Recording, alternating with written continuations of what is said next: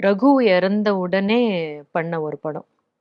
அந்த நேரத்துல கூட ஆக்சுவலா நான் வந்து சினிமாவ விட்டு கொஞ்சம் விலகி இருக்கலாம் அப்படின்னு அ நெனச்ச ஒரு டைம் அது. ம். ஆ பட் இவரு இந்த ஒரு ஆஃபரோட வந்தது.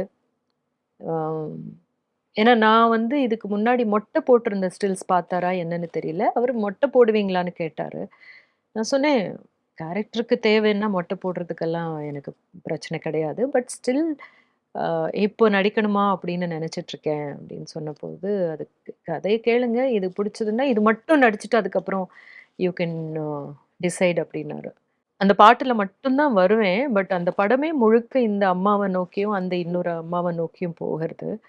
அப்போ ஒரு ஷாக்கிங்கான ஒரு ரிவலேஷன் நடக்குது. ம். அதுக்காக கிட்டத்தட்ட ஒரு 15 கேஜிஸ் என்னமோ வெயிட் லூஸ் பண்ணி, அதுக்காகவே பண்ணியிருந்த படம் அது.